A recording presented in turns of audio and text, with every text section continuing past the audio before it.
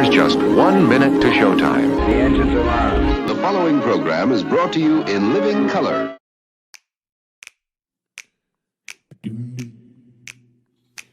When they wrote up the systems and the rule set that we use, did working people get to write a line? What class of men on pen and paper jotted down their clues? With capital, the heart of their design. When 90 million want a thing, but some shareholders say no. Which class of people get to have their way? The people read the fine print, say that this thing has got to go, and we'll start writing a new contract here today. Don't you know that hundreds will work and one man keeps the money? They don't think they gotta tell us why. When they say the new social contract, all the bosses will be gobsmacked and everyone will want a sign. Oh, yeah, everyone will want a sign.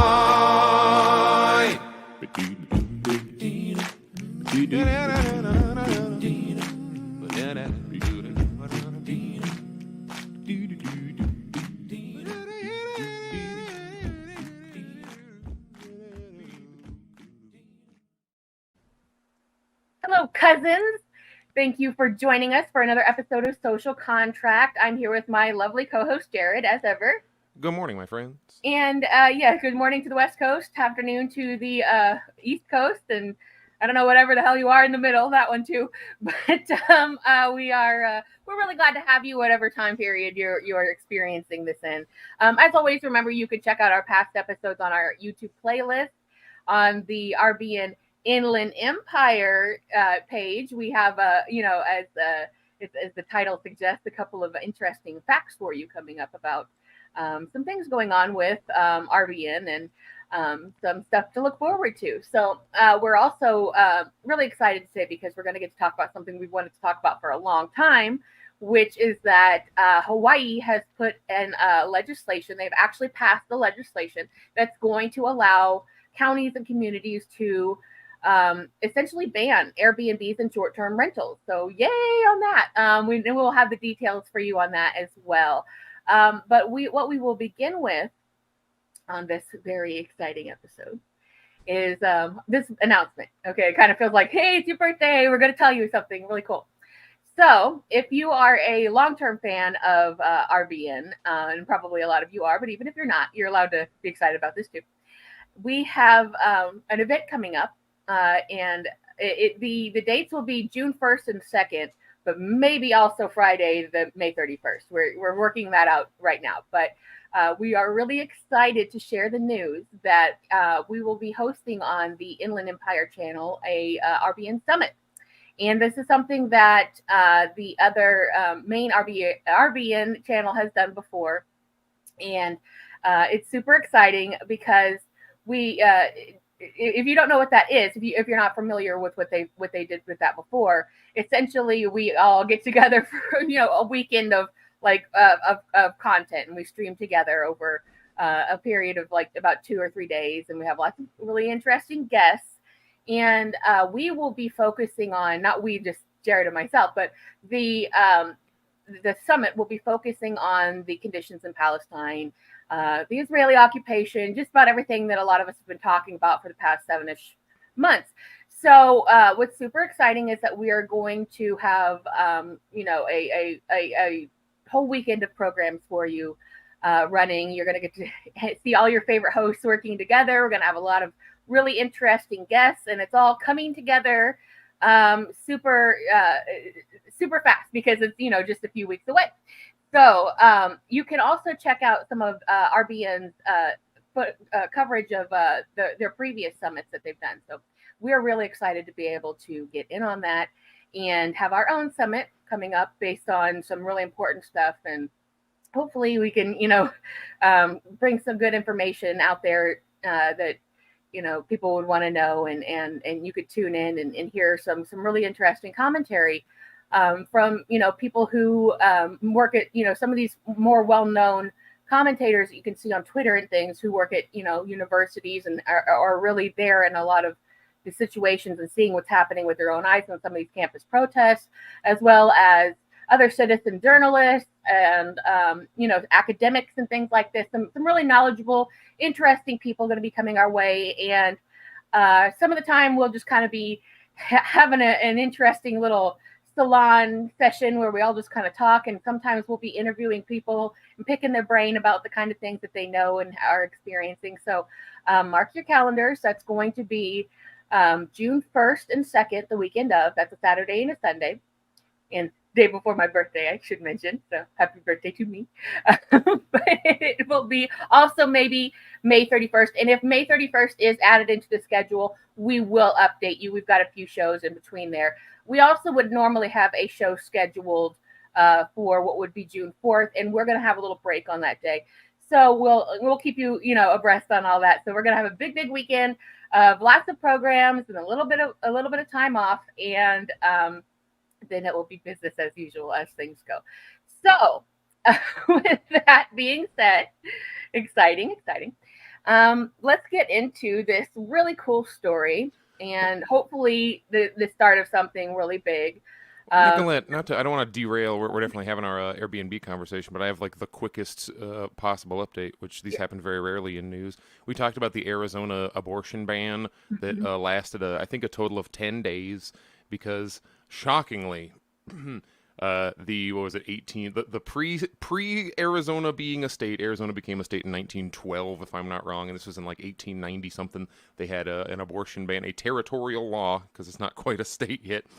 That fell back into effect because the Arizona Supreme Court basically said there is no other existent precedent, therefore we must go back to the most recent precedent, which would be this 1800s law.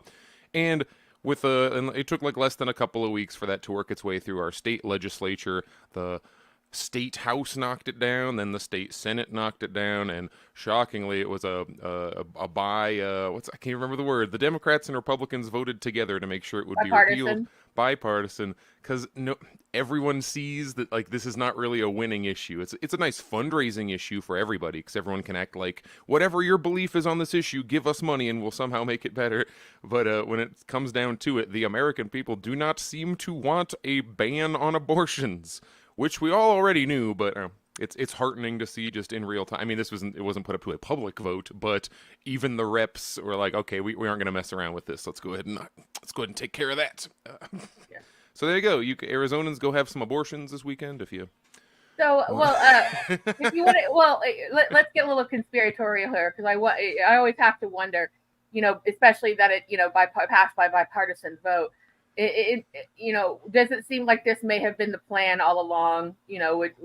That they're saying, okay, what we're going to do is we're going to put forward this really awful ban, and then we'll fundraise like motherfuckers off of it, and then we'll be like, no, of course we're not going to do that. Duh, it's because it also gave, as we've talked about in another episode a few weeks ago, it gave some of these hardcore conservatives the opportunity to cross party lines and say, no, women can do what they want with their bodies. We're totally for that. It's hard to find our old records. It's hard to find people who are still on that hard line because it was useful at the time, and then once conditions changed, once Roe went away, it suddenly became less useful because, I don't know, is it because different groups of voters are getting inspired just to get out and make noise? Or is it that, which is my opinion here, that in general, most Americans do not want a total ban on abortions. Even like devout Catholics, the ones that I know and talk to, maybe one of them is like, yes, in no circumstances should it. Everyone has some kind of nuance on it. So when it's like, do you want a total ban, yes or no? Most people will vote no, not a total ban, because now it's messed up in vitro fertilization, apparently, in a way that if I thought about for a couple seconds, I could probably figure out. But something about the abortion bills, like, and how it treats fetuses and, like, fertilized cells, in vitro fertilization was, like, coming into question. And doctors are like, look, I'm not putting my own head on the line for a multi-million-dollar lawsuit here and or jail time, so I'm just going to not do it. So, like, suddenly all this nuance comes back in, which is why that is the reason that I will call abortion it's not a culture war issue because it isn't important and doesn't have complete life or death consequences for some people, but because that is how it is treated. It is never discussed seriously. Like, let's actually talk about what are the issues. What course of action could be taken to reduce the necessity of abortions overall? Like adults talking about things in a way that gets to a result. Instead, it all just becomes like burning crosses and screaming and baby blood and a non-productive conversations that can lead to a forever cycle of hyping people up to come vote or not vote or support this or go for that. Like, there's no solution in the way that it is discussed, because that's not how we go about it. And now, in a weird way, we're kind of getting forced, since Roe went away. Now these votes, we're having to discuss it in a bit more nuance. Right. It's kind of forcing the issue to be discussed like adults, actually. And what's interesting about it, I think, is you might look at this and say, oh, well, this is sort of a bellwether situation where we saw that this just isn't going to fly and America just won't support this. But, actually, there were, when Roe was overturned, states were already ready for this. And Indiana was the first. Preemptive laws, yeah. Yeah, I think Indiana was the actual first, or at least among the first, to put it right into measure like the next day. And they have just as stringent, whether regardless of the fact if it came from 18 whenever or yesterday, it's still, it's like almost total abortion ban with the exception of mother's life, and that is it. And nobody's challenging it here because Indiana is an insane state. If you go to YouTube and you look at, insane. I'm not saying that because they don't have things I agree with. I'm saying that there are no challengers. The challengers to each other on local places and local for Congress and for governor, there's going to be a gubernatorial election this year.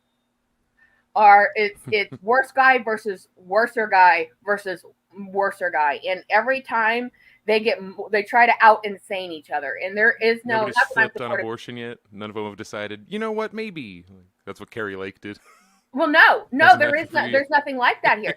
And it's like every one of them is almost by the exact same playbook of like, I will give the cops all of the money and all of the immunity, and we will kill the migrants as they try to cross the fence. And we are going to kill all of the people of color. And I'm not joking. These people are literally this insane. Like every ad that you see is somebody has come out of the woodwork and is saying something so off the wall outrageous. There is no Democratic challenge. First of all, this state has no Democratic challenging, period. If there is anyone, you don't know about them, you never hear about them. It's the most, it seems almost illegal somehow. It's, you realize that there has to be like challengers to have challengers, but there's no one that's like even a moderate. There's no moderation there. There's no air between these people except like slightly less insane to batshit crazy.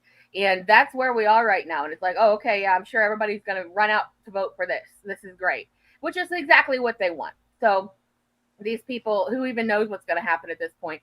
And it's what's insane about it is, it's like you get to the point where it's like, you're making me want to keep the horrible people that are already in office because you are so much worse. Like all of you are so much worse. That's it is just an absolute ridiculous situation. And we could have an entire show about this, about just like, do we really need these offices in these places? And should government really actually be running this way? So because it really doesn't seem, obviously it is, but it really doesn't seem like it should be legal if it's like everybody's on one side vying for the role. Like there should have to, by law, or in some way, it seems like there should have to be some sort of other party challenger, but there isn't. There just aren't, especially when it comes to local municipalities and small county elections and stuff. That's the norm. There are no Democrat listed electors. There's no one to pick from. It's like, and most of them run unopposed completely, and we're talking about all the way down from like school board to, the like just local offices like that, all the way up to governor this year. So It's horrible. It's deeply horrible. I thought there'd been more of these, but I guess it was only Ohio in 2023 who has so far actually put things to a vote. The measure was right to make reproductive decisions, including abortion initiative, which is Yeah, and essentially to actually roll today back. is Indiana's primary, which is stupid because it's a presidential primary. It was decided months ago. You just Yeah, they now do get that on your purpose. primary? It's kind of a way of gerrymandering the vote. And it's like, oh yeah, let me line up for that for no reason. It's something that's already completely decided. But the fact of the matter is that it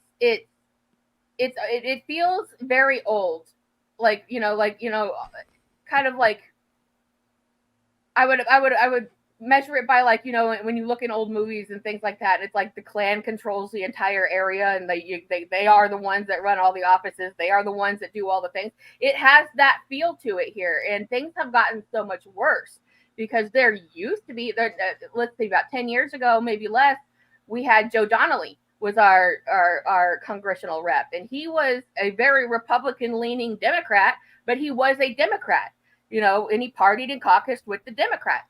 And then in his last, he went to lobby, and that's what a lot of them go off to do. They just do this so that they can go party as lobbyists for the rest of their life when they get old. He's trying to become a true lizard person. Get his right, yeah. When they really credentials. ascend to true lizardosity, that's exactly what happens. This is like the pipeline to becoming an effective lobbyist.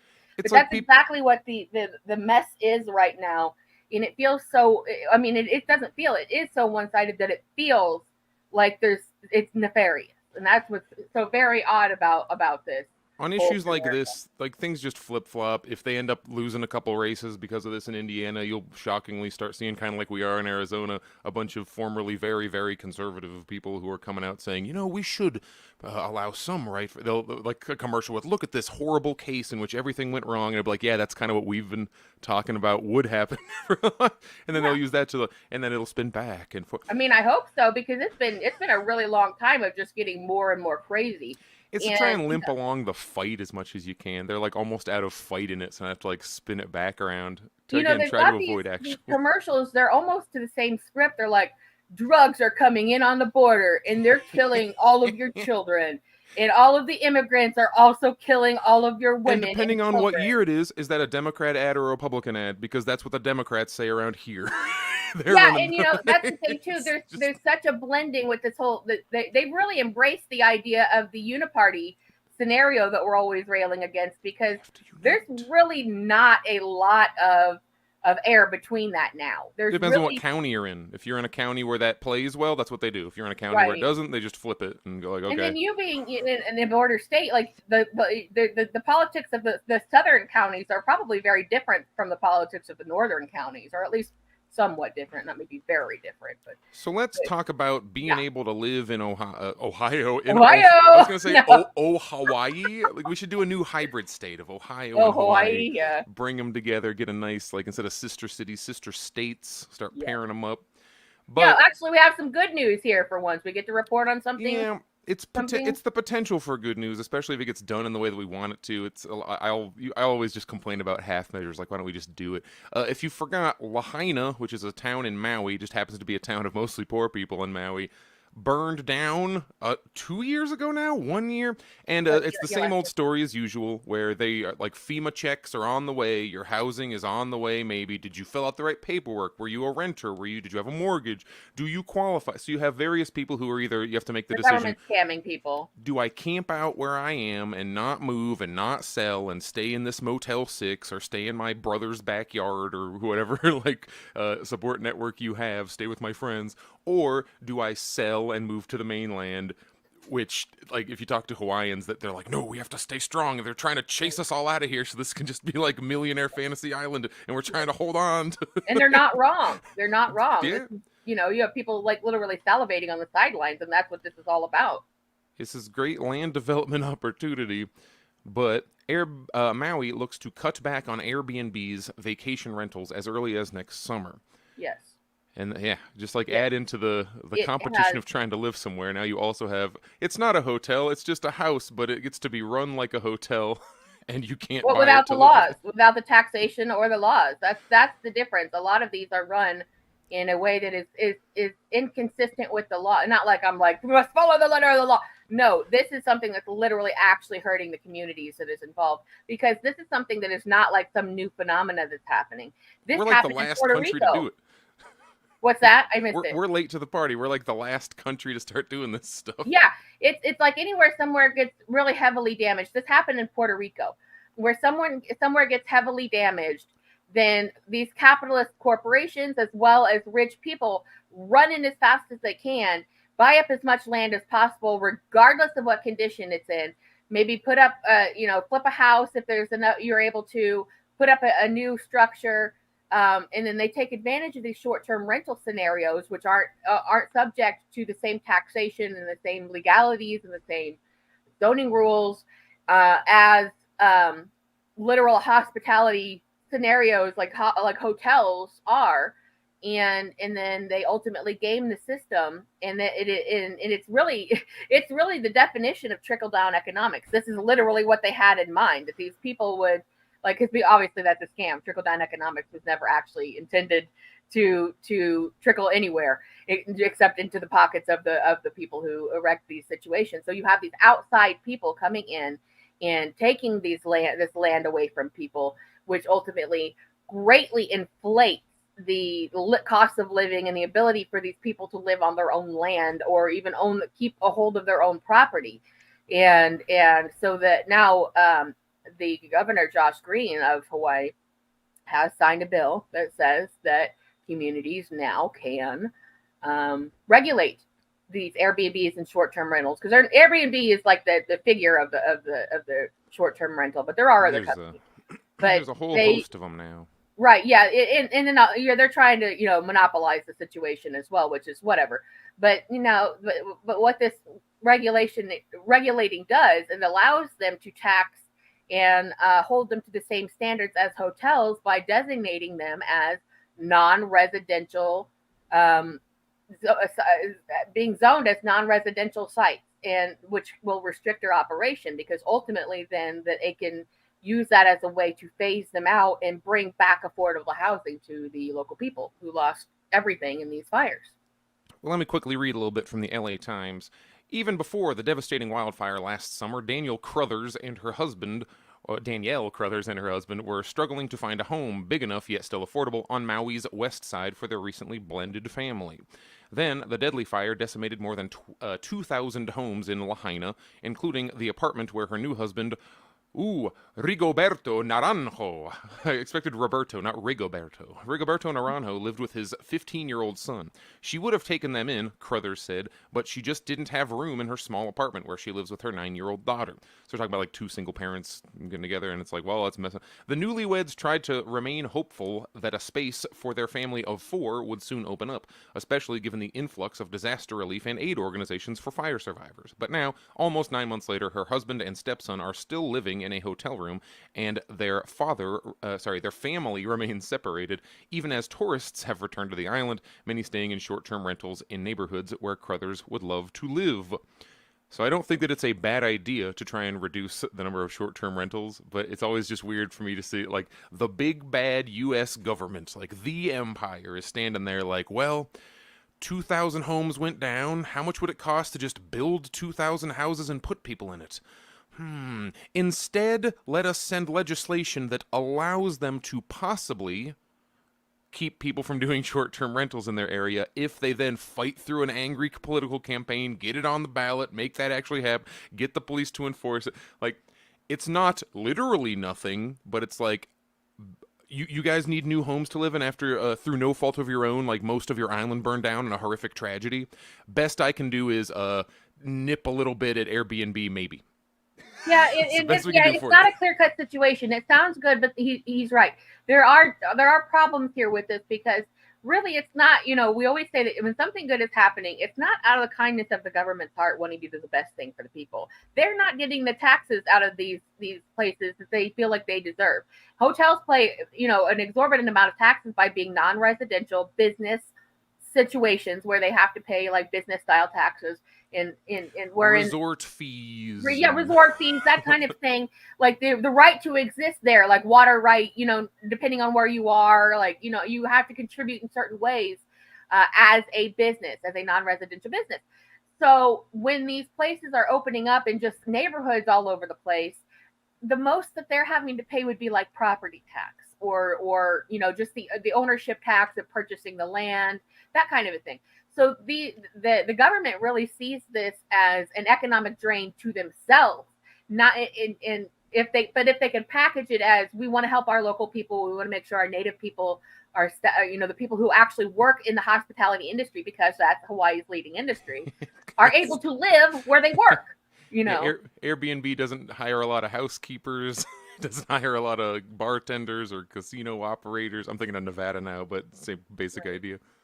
Well, that's kind of the issue. It's this obviously, we can go back to this is a situation of American colonialism through and through. We took this place that didn't belong to us and turned it into America's resort town, and it functions that way now. So now you fast forward to the present, and they are reliant on this hospitality industry, but it basically makes living there as a native person, your whole family's from here from the beginning of time. Yeah. It makes it impossible and horrible. Like it's hard to be anything but a person working in this industry because it's so big. So it as much as they resent this industry, they rely on it.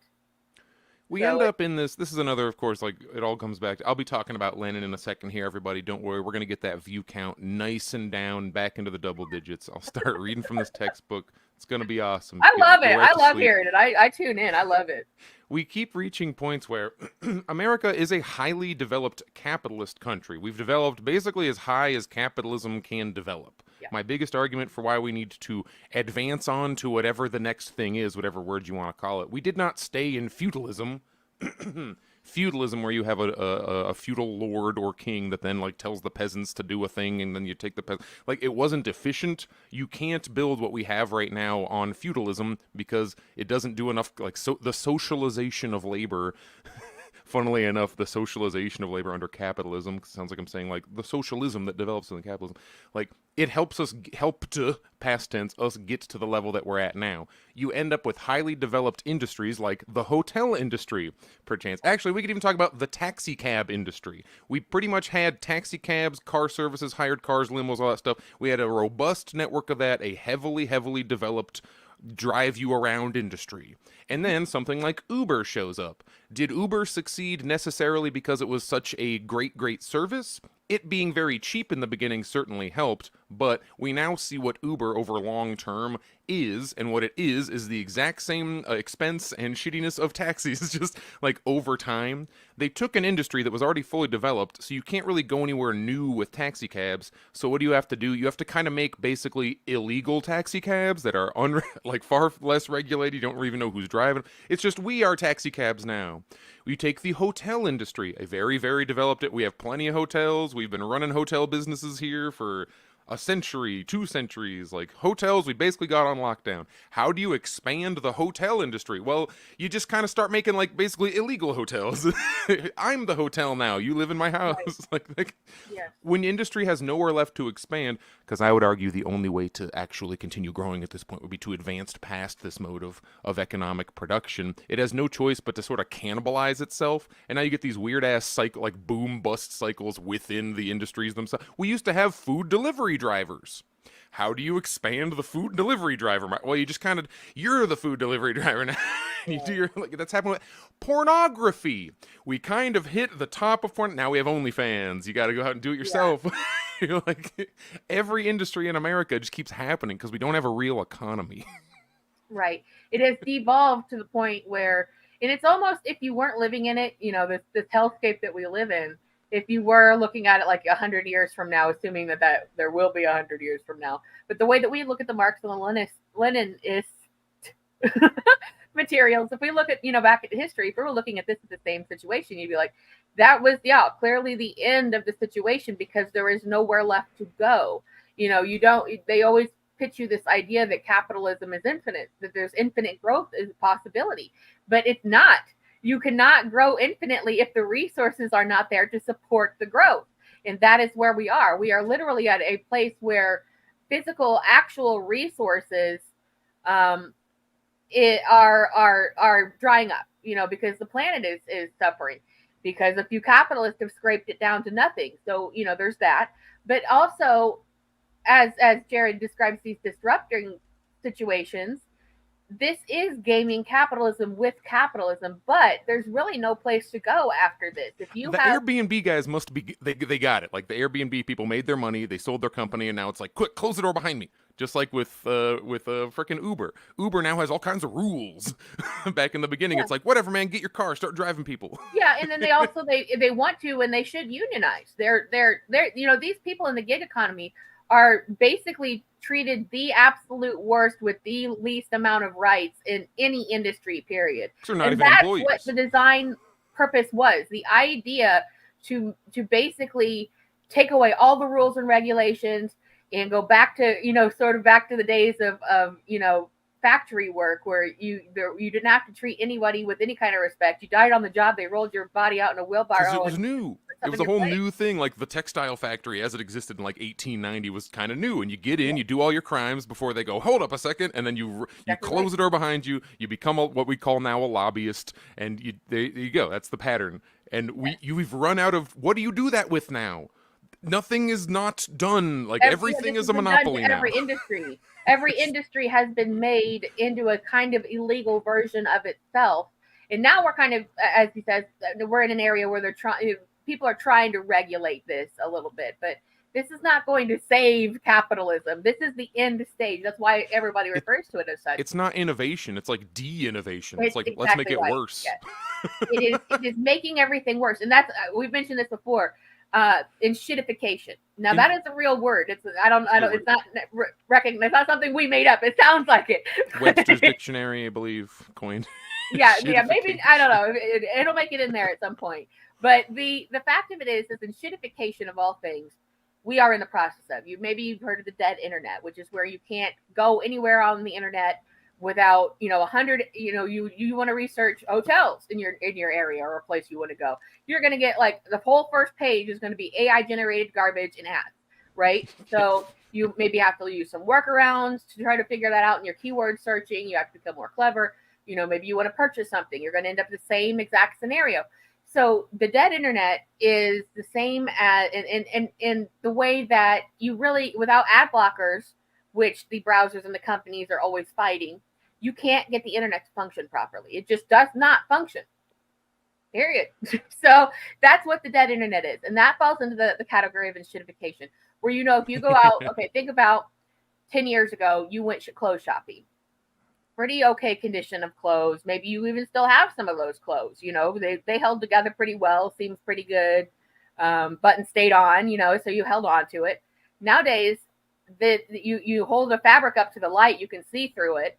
And it's like fast fashion has become the mainstream way of things because every single company has realized that they too can wiggle around within these parameters of what they're allowed to do, to bring you the worst quality stuff, especially in food, the worst quality stuff without breaking any real rules. And the government's always kind of like, yeah, you make your money, pay taxes, no problem. So they kind of look the other way about it. They don't, when we know that we have a shortage of regulators, especially in the food industry, that take care of these kinds of things. So we're at a deregularized place where the corporations really and truly are running the economy and the government, which is exactly what the Reagan administration intended. And that's why we're always going on about Reagan being the devil, because he literally is. Every time we see him on television for any reason, or, I'm always just like, die again. Every time I see him, I just like boil with rage. I'm like, I hope Satan's biting your dick off every day because I hate you so much for what you've done to my country, you jerk off.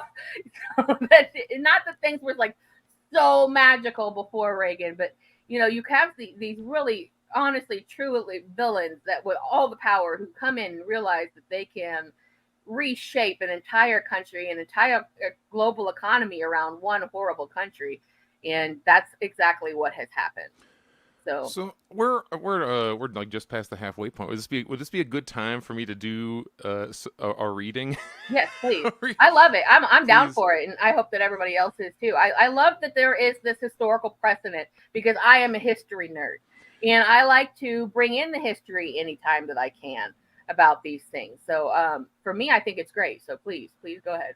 We keep talking about it's not that if you listen to only me talk about various issues, you'll either come away with the impression that I am a broken record, that no matter what goes on, it's like, Jared, you just say do socialism and it will be fixed.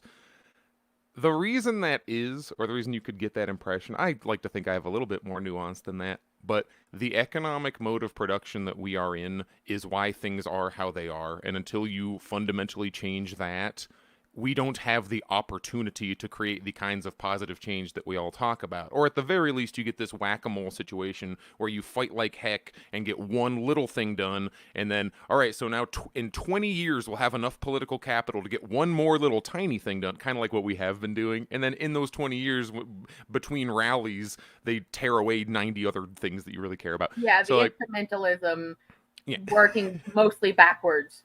How, it's funny how far things can go backwards, how fast, but how minusculely slow things go when anything positive going forward that could help anybody. You're going to have to take a couple things for granted that I say for the rest of this to make sense as true and logical, but let's say we live in a world where the major difference between humans was nothing aesthetic such as hair or skin color, sexual preference, and other such aesthetic things, but was instead two economic classes. One, a very, very small group that receives all of its value from ownership, and the other, the vast majority of humanity that receives their value from selling of their labor. Or it's a little bit more complicated seeming now, but even if you go to a freaking, like an Uber driver, they'll say, oh, well, surely that person owns the means of production. They have their own car, they make their own money, they are a small business owner. And I'll say, no, they are operating the machinations of Uber.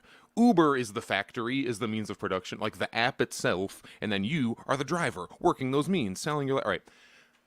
The transition from capitalism to communism. This is from Lenin's State and Revolution. If you want a starting place to read it, this is the first Lenin I ever wrote, and I liked it a lot. It goes over a whole lot of junk. You can almost, I don't say skip the first few chapters, but the first few chapters of most of Lenin's books are like trying to convince you that capitalism is a thing. And we're like, no, we live in it. Like, we know. Yep, everything you're saying makes complete sense to me. Like, you don't have to convince me. So, Marx, this is talking about the transition from capitalism to communism. I want to specifically highlight what is the dictatorship of the proletariat and why is it not horrible and scary, though it uses the word dictatorship. Marx continued, between capitalist and communist society lies the period of revolutionary transformation of the one into the other. Corresponding to this is also a political transition period in which the state can be nothing but the revolutionary dictatorship of the proletariat. End quote.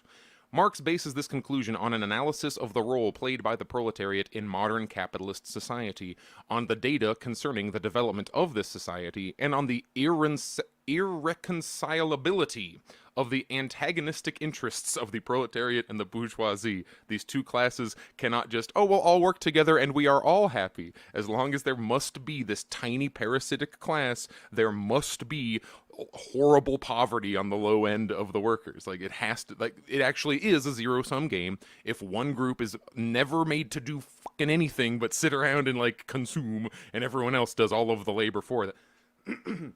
Previously, the question was put as follows. To achieve its emancipation, the proletariat must overthrow the bourgeoisie, win political power, and establish its revolutionary dictatorship. Now, the question is put somewhat differently. The transition from capitalist society, which is developing towards communism, to communist society is impossible without a political transition period. You cannot finger snap your way directly from capitalism to whatever will come after it. He's going to use the word communism. Don't let it scare you. And the state at this period can only be the revolutionary dictatorship of the proletariat. What then is the relationship of this dictatorship to democracy? Dictatorship, democracy, these two things cannot go together. We have seen that the Communist Manifesto simply places side by side the two concepts, to raise the proletariat to the position of the ruling class, and to win the battle of democracy. On the basis of all that has been said above, it is possible to determine more precisely how democracy changes in the transition from capitalism to communism. I promise there's not too much more of this. In capitalist society, providing it develops under the most favorable conditions, America you could even call like some of the most favorable conditions for, we have more or less complete democracy in the democratic republic. But this democracy is always hemmed in by the narrow limits set by capitalist exploitation and consequently always remains, in effect, a democracy for the minority. Only for the propertied classes, only for the rich. You can remember a period, well, not remember, but you've heard of a period in American history where only landowners were allowed to vote. It doesn't get more literal than if you go back a little bit in time. Freedom in capitalist society always remains about the same as it was in the ancient Greek republics. Freedom for the slave owners. Owing to the conditions of capitalist exploitation, the modern wage slaves are so crushed by want and poverty that they cannot be bothered with democracy. What does that sound like? We cannot be bothered with democracy, cannot be bothered with politics. In the ordinary peaceful course of events, the majority of the population is debarred from participation in public and political life. Let's talk for a second. Does this not sound like he's writing about 2024 America? Well, you may have heard us use the phrase, I didn't care that Nixon was fucking up. And that refers back to one of our very first episodes where we were talking about a documentary from 1974 where incarcerated women were talking about they were so impoverished and so, marginalized and had so much to worry about that they could not care. They did not have the bandwidth and did not have the ability to care about what was happening in the government or anything else around them because they were so busy trying to survive and provide for their children and, in any ways possible, which ultimately led to their incarceration. So that is the exact same story over and over and over again, anywhere you want to pick out of history. This is literally what we're dealing with now. So, we've been talking about this for a very long time in a very different context. The ancient Greek republics. We hear about how the Greeks invented democracy, like direct democracy. You'd all go in a room and everyone would vote. Left out being that, yes, everyone in their voting were members of their ruling class. Yeah. Except not in everyone Greece, else it was that more was out there turning the hamster wheel. It was more evenly distributed in ancient Greece. There were more of a percentage of the Greek population had some effect over it. We're down to like not even 0.01% anymore. It's like the 0.005% of humans right now. I don't even want to say wealth because it's not directly wealth. It's about ownership and control and who's in what creepy club and none of it's a secret. Don't call me a conspiracy theorist. It's all just right out in the open. You can read about Bilderberg today. I think in historical times, the ruling class, it served them a little bit better. And we're talking about government that serves the ruling class as well. It served them a little bit better to be at least a little bit coy about these things. Like, no, we care about you. We want to make sure that you're part of the process. Your vote matters. Rock the vote. All this stuff for history, running the smokescreen to the public to keep them docile and quiet served them well, but we have entered an area where they don't even give a fuck about that anymore. They're just like, no, your cog's an hour machine, and that's all that there is to it. I think they used to. I think they underestimate just how much, like Lennon writes here, owing to the conditions of capitalist exploitation, how much the modern wage slaves are crushed by want and poverty that they cannot be bothered with. Like, you can't tell anybody who works a 50, 60-hour week to, okay, now go home and read this book. and you have to overthrow the government. Exactly. And you have to overthrow the government, and you have to educate yourself and de-educate yourself from all this nonsense you've been told your whole life. Just work hard, and you'll be the king one day. Right. The correctness of this statement is perhaps most clearly confirmed by Germany. And think now we're in pre-World War II Germany. Because constitutional legality steadily endured there for a remarkably long time. Nearly half a century. Like Germany kind of had, they were like a little America kind of before. And during this period, the Social Democrats were able to achieve far more than in other countries in way of utilizing legality and organized a larger proportion of the workers into a political party than anywhere else in the world. What is this largest proportion of politically conscious and active wage slaves that has so far been recorded in capitalist society? ? 1 million members of the Social Democratic Party out of 15 million wage workers, 3 million organized in trade unions out of 15 million! Exclamation point. I don't remember if Lennon thinks this is good or bad yet, so I have to read on. Oh, insignificant minority. He's saying, like, look, man, you got 1 million you got 1 in 15, and that's like the best we've ever done so far. Democracy for an insignificant minority. Democracy for the rich. That is the democracy of capitalist society. Other little second note, when he talks about unions in 1917 Germany, it's not like we have unions where it's like, oh, I hope me, the poorest little guy, they are like relatively elitist trade worker unions. That's like, my dad worked here, so then my son gets this. It's a little less like, we look at unions as this like liberatory force where we can all get together and fight for what we want. Where Germany, like turn of the century, the trade unions they had quite a lot of power, but they were very much entrenched in like the class character of like, haha, I am a trades worker, I am up here. Right, And you get So that's why he calls it democracy for an insignificant minority, democracy for the rich, where today we don't think of a union iron worker as like a big rich guy, because it's a very different kind of union situation over 100 years later in a different country. Oh, where was I? If we looked more closely into the machinery of capitalist democracy, we see everywhere in the supposedly petty details of the suffrage, residential qualifications, exclusion of women, etc., in the technique of the representative institutions, and in the actual obstacles to the right of assembly. Germany talked a big game about democracy, but then didn't let women vote, residential qualification, etc., the same kind of stuff we complain about today. Yeah, public buildings are not for paupers, trying to keep poor people out of public areas. In the purely capitalist organization of the daily press, etc., we see restriction after restriction upon democracy. These restrictions, exceptions, exclusions, obstacles for the poor seem slight, especially in the eyes of one who has never known want himself and has never been in close contact with the oppressed classes in their mass life. And he says in parentheticals, and 9 out of 10, if not 99 out of 100, bourgeois publicists and politicians come under this category. But in their sum total, these restrictions exclude and squeeze out the poor from politics, from active participation in democracy. Imagine we're currently talking about, man, my poor redneck friends are stuck watching Fox News and they don't know what they're talking about. Like, he's pointing out, he's like, look, even if you can vote, they're basically brainwashed by their society, kept out of most of it, beaten down to the point politically that they don't even like see it as a real option to move forward. And we're talking about the late 1800s Germany. Yeah, so in other words, it's time to sharpen up those guillotine blades and fetch the axe handles, people. It is time to stand up to the bourgeoisie class, as many other times in history they had to do. The proletariat, that is. All right, give me 2 more paragraphs and I promise I am done.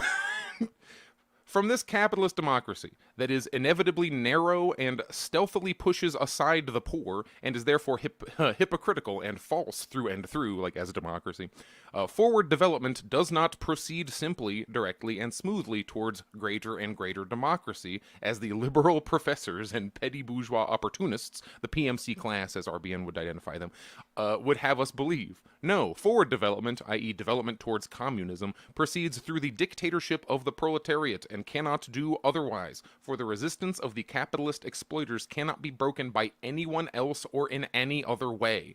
And what we have seen from world history is no one else has done it any other way, or anyone else. That's why the Trotskyites are considered incorrect. They thought that only the rich, developed countries could form communism, get a dictatorship with a proletariat going and overthrow their bourgeois leaders. And what are the only countries that have done it? Russia, back when it was a dirt hole. China, when it was at the poorest country in the world. Vietnam, when it was the poorest country, getting blown up by everybody else. I'm sorry, anarchists, none of them have gotten it done. Get some anarchy done, overthrow a bourgeois government, get some real democracy going, and then I can be like, okay, I see your point here. Every time it's the commies. The commies are the only people who've ever been able to do it, and it's based on this shit. Like, this is what they read and theorize using. and the dictatorship of the proletariat, i.e. the organization of the vanguard of the oppressed as the ruling class for the purpose of suppressing the oppressors, cannot result merely in an expansion of democracy, simultaneously with an immense expansion of democracy, which for the first time becomes democracy for the poor, democracy for the people, and not democracy for the money bags. The dictatorship of the proletariat imposes a series of restrictions on the freedom of the oppressors, the exploiters, the capitalists. We must suppress them in order to free humanity from wage slavery. Their resistance must be crushed by force. It is clear that there is no freedom and no democracy where there is a suppression and where there is violence. I'm like getting freaking worked up over here. And that's it. That's the end of what I'm reading. But you see what he's saying? He's like, look at all that they put down upon the poor in supposed democracy right now. It is not just that we got to vote in one of our guys into their system. No. The system must be inverted. It must be the suppression of the 0.0001% or whatever tiny group of like 100 people at this point actually make decisions. Their political expression must be relentlessly suppressed, stopped. You can't just let them buy up a news station again and run a newspaper again and buy your elections again. Like, you have to stop that in the same way we are stopped from expressing our own democratic views in our supposedly free liberal democracy today. Yeah. I'm done. Bravo, lovely. No, well, the fact of the matter is that, coffee. What's so great about this is because, you know, we've mentioned this, and I think I've even mentioned this already in the show. There is a historical precedent for all of this. This is not just coming out of, you know, the free air right now, like we're experiencing it for the first time. But you also don't have to refer to this literature or anything in history to know that you are being oppressed.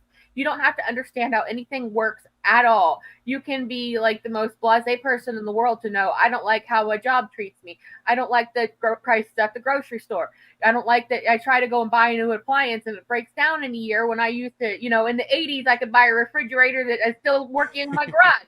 You know, the fact of the matter is people know when they're being mistreated. It's just that there's this weird American mentality of being beat down and beat down and beat down and beat down, to the point that you think that, you know, the break will never come. But we may already be experiencing the final awakening break, and it's tied into the campus protests and the widespread protests going on in support of Palestine. So what's the connection? Well, you got to link them.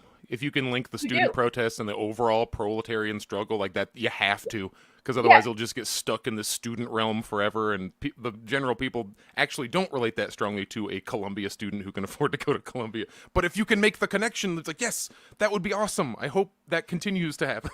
Right, and that is what's going on, because at least wise, the student-led, you know, protests, and the other people who aren't students who are also participating in other ways, and we're working sort of on that the context of that theory that things are all wrong all the way across the board, because you don't have to subscribe to any particular party line to know that you don't like how things are here. Yet you watch your government completely send billions upon billions of dollars to Ukraine and Taiwan to prime that pump for a war, and into Israel. And then you hear, you know, whether or not you hear anywhere, you're like, okay, well, the mainstream media says that Israel are the good guys, but all these kids and all these other people are saying that Israel is the bad guys. I don't know who to believe, but I know that I don't like how things are here, and the government keeps sending people money, and we need the money. You know, my job sucks. You know, I pay too much taxes. We have very little food to pick from, and what we have to pick from is outrageously expensive. Pollution is terrible. You know, our roads are crumbling. We have no health care. You can just go down the laundry list of things. So it doesn't even really have to be that you know this history, that you know Marx-Lenin theory. You don't have to. This is just literally where we're at. And I think, in my estimation, we are at a breaking point. For real, because we have been bent and oppressed and oppressed and oppressed, and that is what happens historically before the revolution happens. And when you say, you know, it's sort of like the theory of the zombie apocalypse. Okay, if the zombie apocalypse happens, you're not going to go stand up from watching the show, walk out your front door, and it's Walking Dead. It happens gradually. Okay, things happen gradually, and that's where we're at now. This call to arms over the treatment of the Palestinian people has ramped up gradually, and it is a greater reflection upon how we live in this society, where our money's going, where our taxes are going. You're the poorest of the poor paying the highest tax rates of all people. And then we hear they just signed another bill to send billions upon billions to these other countries for whatever reason. Doesn't even matter, when homelessness is at an all-time high, people can barely afford to live. You can be mad for a million different reasons, and these are all accumulating in this. So where these people, in these protests quite literally are standing up for the lives of the Palestinian people who are being massacred actively as we talk right now, it is a far, far bigger issue that really does encompass all of America's society. And I don't exactly know how the Canadian and British economies and governments are at this stage, but from what I do understand, also not great. So Canada's also having a houselessness crisis. Their inflation rates are high. So anyone that works with us, we're dragging off the cliff as well. So that's why you're seeing a lot of places protesting. You're right, the situation right along with it. So even if the Palestinian people in their plight are the figurehead of the movement, this is how revolutions begin. And I think we might just be at the point of where people have had enough. They're mad as hell and they're not going to take it anymore. The more that we can connect all of these, it's like I said at the top of my thing, it's not that I just the communism is a giant band, the single band-aid you just stick on everything. Because to say that's like saying solutions are a band-aid that you stick on all of your problems. Right. We don't read Lenin because he had, or Marx or Engels because they were some amazing preachers who spoke to God, and they were secret prophets that got secret information that only they themselves could see. It's more like they were the first ones to notice it. What's his freaking name? The guy we credit with evolution. Darwin. Darwin didn't invent this idea of natural selection and how species change from thing to thing. Actually, and most of his theories at this point I think have been kind of cut down, but he got us going on the way. Marx, most of his theories have not yet been cut down. Most of Lenin's theories have not yet been cut down, but he's just the guy looking at the world and writing down and observing. Here's a pattern I've noticed after doing a ton of study. It seems that when this happens with the numbers, and there's tables and data behind it, if it wasn't Lenin noticing it, it would be someone else. If it wasn't Marx and Engels noticing it, it would be someone else. We read them and still value what they wrote today because fundamentally, things have still not changed. The change has begun, and there are areas of the world where that change is happening some areas are kind of pushing forward, some areas are kind of holding back. America seems to want this weird neo-feudalism. When we talk about AirBnB suddenly breaking up the hotel, that's pulling us backwards. That is pulling us backwards. We, instead of having a robust developing, we have a need for more hotels in X area, so let us address that problem in a way that both doesn't ruin the current town and helps there are ways to go about this that are more intelligent than throw the free market at it and whoever made the most money wins. When you get to the point where capitalism, the worst system in the world, the most predatory system in the world,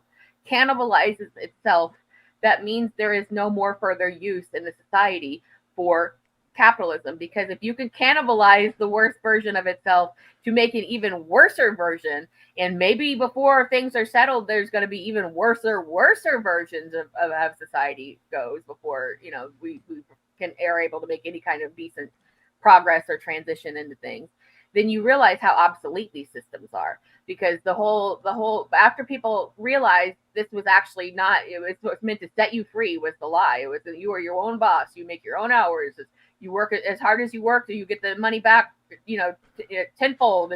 It's all on you.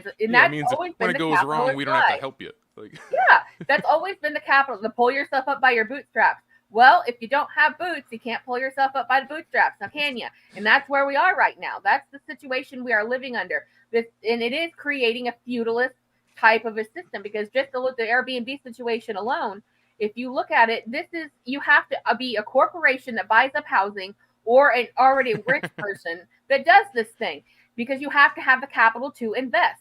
And once you start doing it, that elevates these corporations and people into the ultra rich situations. And we go from super rich to ultra rich. And once you reach the ultra rich echelon of society, then you have a controlling interest in political power and political doings. So that's, as per Reaganomics. And that's how the society we live under. So either the system collapses in on itself, and we work our way out from the debris of that, or it, like Jared was explaining from the literature, we infiltrate the system and take the system and turn it on its ear and put it into a position where the proletariat then controls the regulations and the government. And that's where unions come into the whole thing. Unions are not a perfect system, obviously, but, they do more good than bad. They're a method of organization. They're a potential catalyst for greater action where you can, it's a very easy starting point. Like, hey, we're at our job and we all want our very specific rights. And then you kind of get people, okay. And then, like I was talking about with the Palestinian protests, you as a good Marxist-Leninist, you are always attempting to connect your struggle with the struggle of this guy over here until eventually it becomes the big network of just the proletarian struggle. If you have a union that only is like, F you, I got mine, and moves on, then you're not really doing anything, which is what we kind of have currently, where it's not even F you, I got mine from union membership. It's just the leadership. Like, the leadership will just be like, we who represent the entire auto union thing, we love Joe Biden. No further questions. And then all the membership's like, wait, what? Didn't we just sign a whole thing about Palestine and we don't like that he's giving... We're not into this. Yeah, exactly. So it ultimately has to... Well, it ultimately has to give way to the will of the membership, despite what the leadership says. And that's why I'm constantly on the soapbox about we need to expand unions beyond labor to fold in regular lay people, that don't have a tie to it through any kind of work, to make sure that they too have a voice and are represented. And to me, this is the way forward. By literally uniting people, by giving them something to be part of, so that it's like, okay, you want to be told over and over again that your vote matters. Well, if you have this group of people that you're voting with and you all decide that you're going to make this boycott on taxes, or you're going to make this boycott on credit card bills, or whatever down, to get the action, that's direct action. And that's the kind of power we need to be able to share with each other and invest in each other if we hope to make any real lasting impact, because these protests are really great, but they're a start of it. And what's really great about them especially is they are primarily being led by the Gen Z generation. And they are offering a kind of organization and leadership that we have not seen in previous protests. The Occupy thing was just a complete mess. Vietnam had, the organization and was able to mobilize really well, but ultimately those people those turned into the people who were fighting now in a lot of cases. So we are in a situation where it's like, okay, we support these protests, we support the demilitarization, we support, I support at least getting, taking away Israel's ability to colonize any further and allowing the Palestinians to decide if they even want a two-state solution, which I don't think that they have any reason to agree to. But the fact of it is that we have to look at things a little more globally, and we have to look to each other to be able to make these bigger movements that will challenge where the money is going, how we are being treated. Our next big thing, these situations need to be healthcare. We need to have this kind of mobilization for healthcare, that we're going to start having protests and boycotts if we don't get our healthcare, and so on and so forth. And, we're talking about, green technologies. We need that. We need to clean up the planet. We need to make all these big movements, but it's time to start moving. So as we always say, anywhere that you can fit into the situation, fit in, whether it's just making your voice heard on social media, whether you can help protesters, whether you can join, whether you can organize. It's about organizing. And I hope that we can come together with people who are professional union organizers to look for a way to put us together in these situations and give us something that we can join in a real union structure. And with that, we will close out our hour. And thank you very much for those of you who have participated in the chat. This was an interesting conversation. I always do love to hear the historical precedent play into everything. So we appreciate hearing from you and seeing your comments, and we appreciate your being here. Once again, the RBN Inland Empire Summit, which will be talking about more of this stuff with a lot of great guests, is going to be over the weekend of June 1st and 2nd, maybe also the 31st of May. We'll get some more clarity on that as it gets a little bit closer. It's all dependent on scheduling. So if we are going to fold it, our target is for the 1st and the 2nd, But if it gets to be a very large event, which is possible, we'll expand onto that Friday. So with that being said, thanks for being here. If you've got questions, comments, and you want to, share them with us, our thoughts with us, you can reach us on our Twitter handles, which are down here on our little banners. And I will now leave you in the good hands of Mr. Jared, who is going to perform a song for you all. So thanks so much for being with us, and we will see you next week. All right, my friends, I'm singing a song I have probably did a few months ago, but hey, unless you listen to every single episode of our thing, which I would love if you do, you probably haven't heard it in a bit. I got to do it was like random. We went out to dinner with my parents, which never happens because we live on other sides of the country, but they're out here in the middle of nowhere, Arizona. And we went to Rando Bar, and it happened to be on Wednesday night. Not only open mic night, but the guy running the open mic did not have his normal crew. So he was definitely looking for anyone to take some stage time. So they let me get up and do a couple of songs, and it went surprisingly well.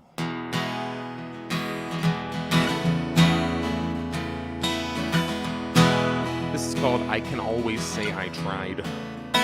Be it near, be it far, every beat getting stronger without you. Be it lose or achieve, commemorate the flaws, repeat them at your peril. And ooh, it hurts too long.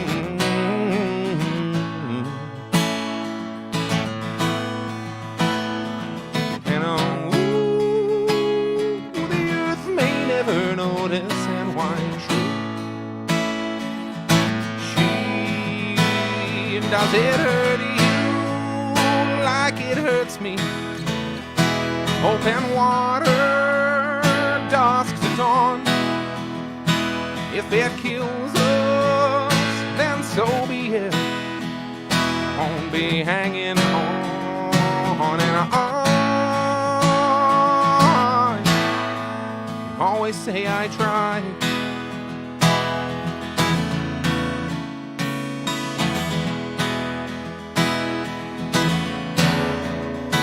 Be you daughter, be you son, give you all of what we are for good old words.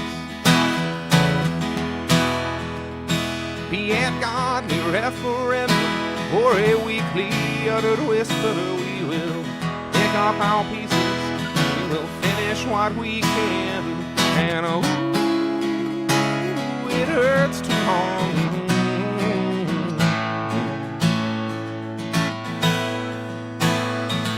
And oh, the earth may never notice, then why should she? Does it hurt you like it hurts me? Open water, on. If it kills us, then so be it. I won't be hanging on and on. Always say I tried.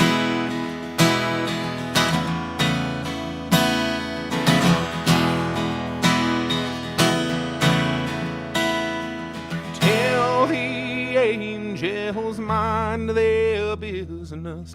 They're not reaping what I've sown. Beat me down, destroy my army, break me up, then make me whole.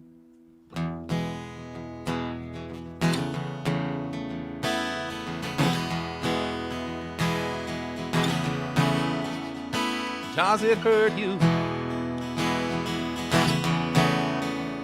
like it hurts me? Does it hurt you?